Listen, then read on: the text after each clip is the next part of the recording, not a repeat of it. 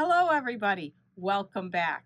This is episode 5 of the Beginning Quilt Making series. My name is Maureen O'Connor from Quilters Heaven in Northbrook, Illinois, and I am the Opinionated Quilter. Congratulations, you've pieced your first quilt top. Before we turn the camera down on mine, I want to show you a couple products because you have choices of what you want to use to do this step. Today, we are going to quilt the quilt top. What does that mean? That means you have the backing layer, you have a batting layer, and then you have your quilt top on top of that. The quilting is the stitching that holds all three of those layers together. Before we take it over to the sewing machine, we need to baste it so it isn't moving around on us when we go over to the sewing machine. And you have choices here. This is what I like to use, is the 505 basting spray. Some people don't like it because it's an aerosol. You do want to do it in a well-ventilated room. This is what I'm going to use on my project. You have other options. This is a product from Alex Anderson's Quilters Select, and it's a powder that you shake on. I have not tried it. I love all of Alex Anderson's products, so I do stock it in the shop. I'm waiting for somebody to tell me how they like it. A very traditional way is using safety pins. And if you're using safety pins, you want to start in the middle of your quilt and pin, and I'll show you when we put the camera down, but you pin about a hand width apart all the way around the whole quilt. But then you have to take the pins out as you are quilting. So this is not my preferred method. There's also a little like tack gun. It's like the plastic that attaches the tags to your new clothes. There are those that are available to baste your quilt. Again, you have to take them out. So not my preferred method. But I'll show you how I do my spray basting, and we'll take a look at my finished quilt top now.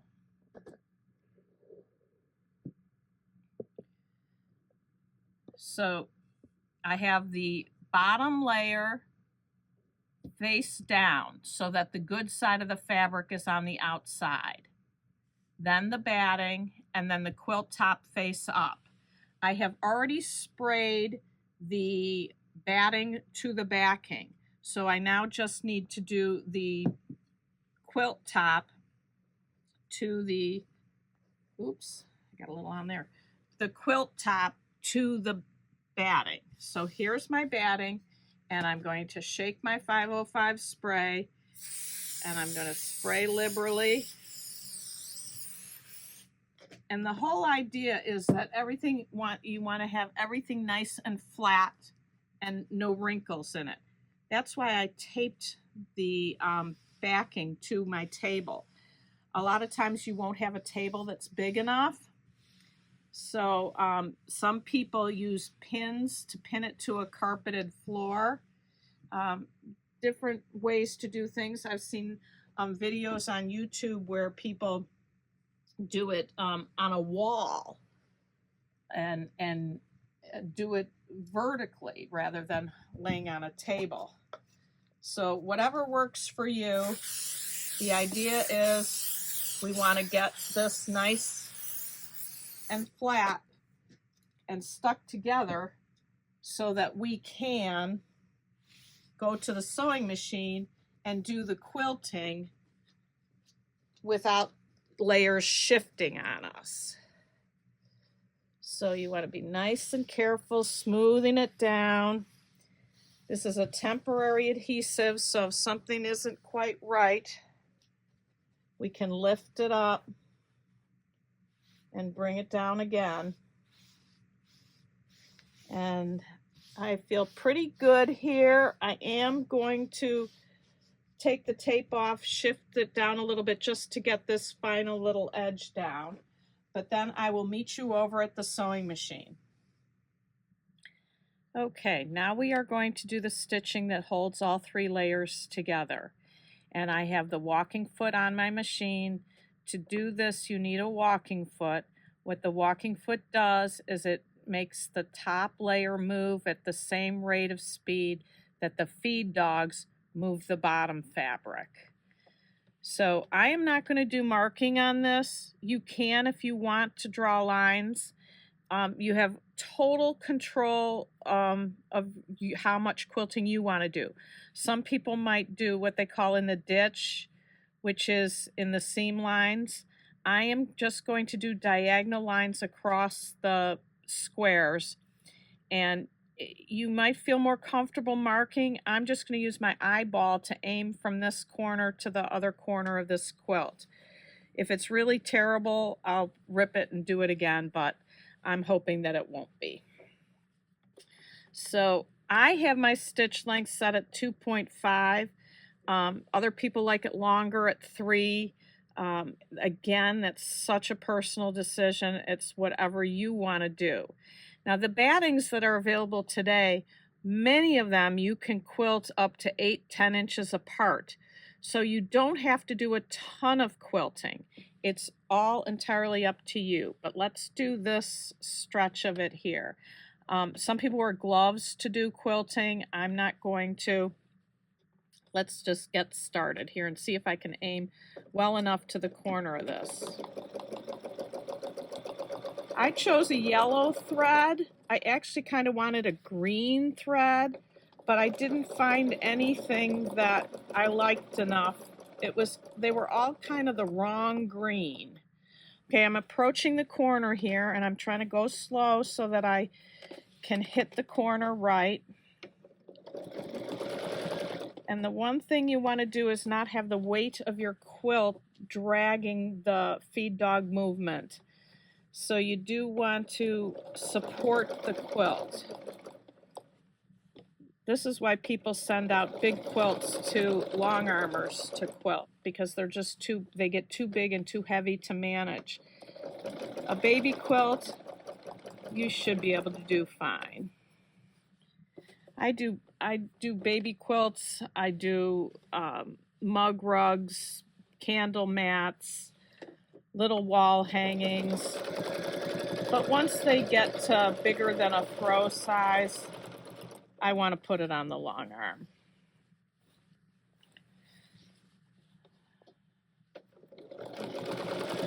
Okay, aiming for the corner, aiming for the corner. Did okay. And I'm going to come up to the border here. And now you could cut your thread, but the less starts and stops, the better. So what I do here is I'm just going to turn the quilt and now come down here. And you can plan your path beforehand, and it's probably a good idea to do so. I did not, unfortunately. So I'm just going to see where it takes me, and then sometimes you have to go back and fill in.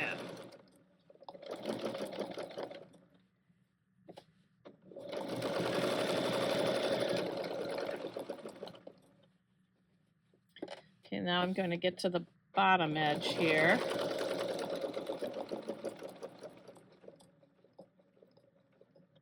So now I would turn again and come up again this way.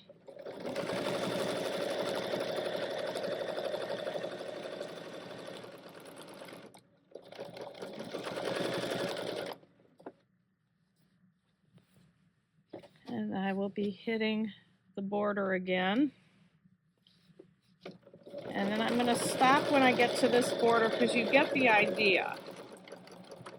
All you're doing is doing stitching, and it's really wherever you want.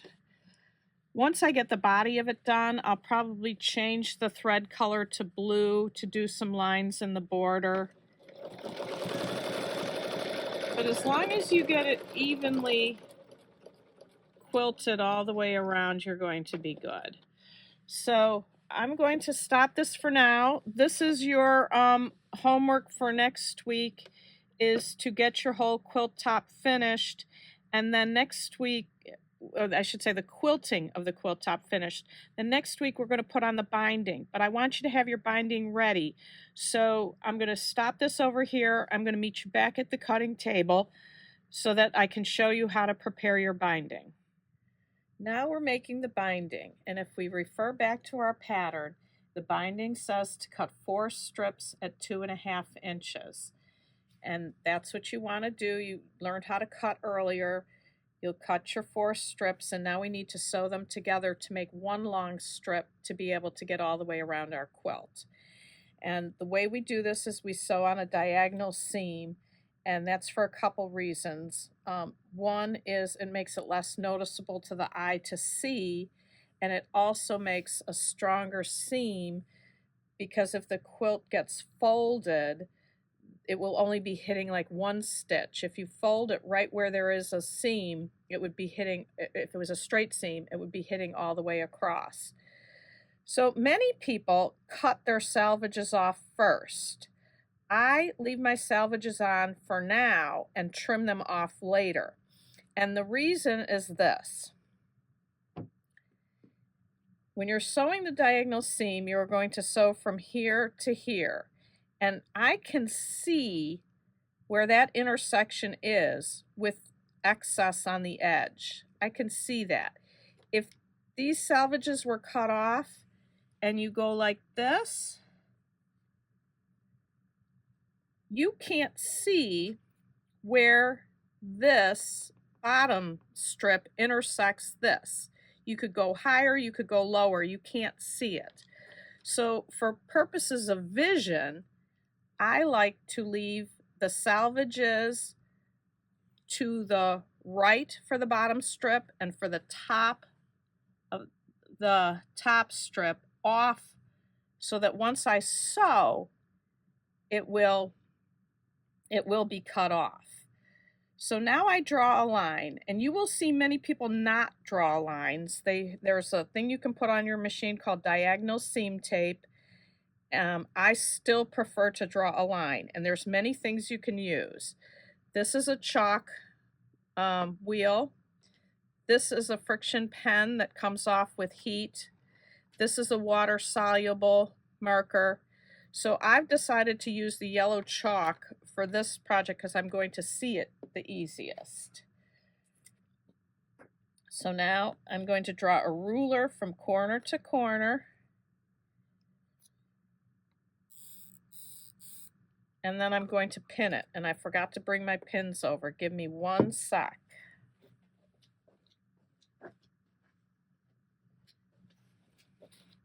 All right. So I'm going to put a pin in here, and you can see my line nice and strong here. And now this, to keep these straight, now this fabric is pretty easy to see the difference between the right side and the wrong side. But especially if you've got solids, it's really difficult to see the difference. And you don't want to get it mixed up because you'll have seams on the outside of your binding. So I take this piece and I carefully turn the one that was the vertical piece to the horizontal piece and do the same thing again. Now I take a new strip to be the vertical piece, and I again will mark corner to corner and pin. And we have one more. Carefully turn this so that you keep right sides in the right direction.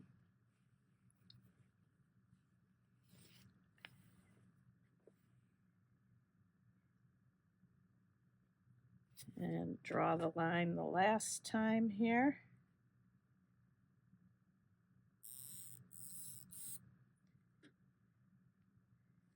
And then I'm going to sew on the lines. I'm just going to quick sew and I will be right back. Okay, I'm back from the sewing machine and I just fed these through chain piece style. So they're all connected to each other. So you could use snips if you wanted. I'm just using my rotary cutter to cut them apart. And now I take my pins out.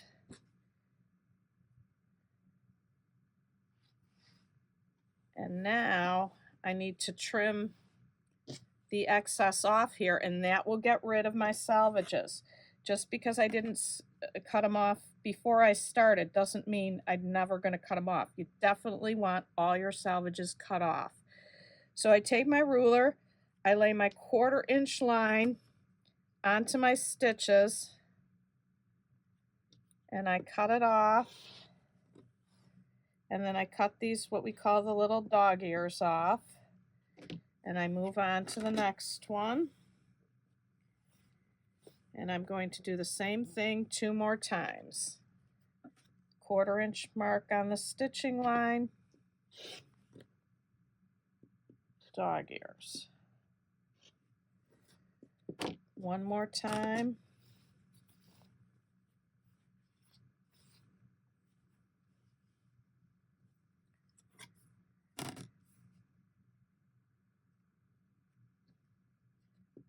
The thing is, people who cut their salvages off first still have to cut this half a triangle off. So they cut first to get the salvages off and then cut to get the excess piece off. I figure cut once instead of twice. Now we want to press these and press this to get it ready for, next week. Before I go over to the ironing board, I'm going to clean the table, throw all my little pieces into my dog bed stuffing scrap bin. I'll meet you over at the ironing board. Okay, now we need to press the binding, and we're going to just fold it in half. Fold it in half and press.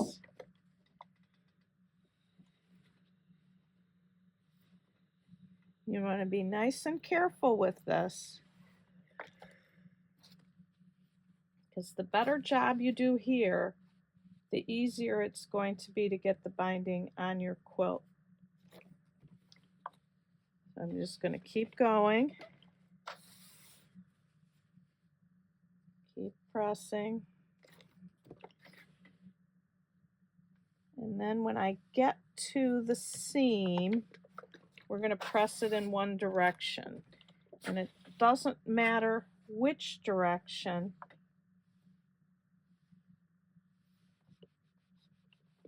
But you need to press it. And I've experimented with pressing that seam open, and I have decided that pressing it to one side doesn't create enough bulk to make me want to press it open. And if you are going to press it open, be sure you have a tiny stitch length. 1.7, 1.5, somewhere in there if you're going to press it open.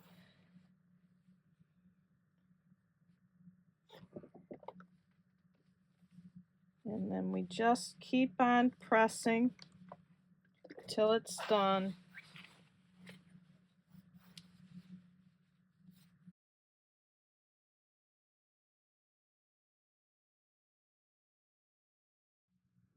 Okay, so now my binding is all made and ready to get put on. So for next week, be sure you have your quilt all quilted and your binding made. And if you're learning from this series, getting something out of it, please like, share, and subscribe. And drop me a comment if you have any questions. I will try my best to get them answered before the following week. So until next time, happy sewing.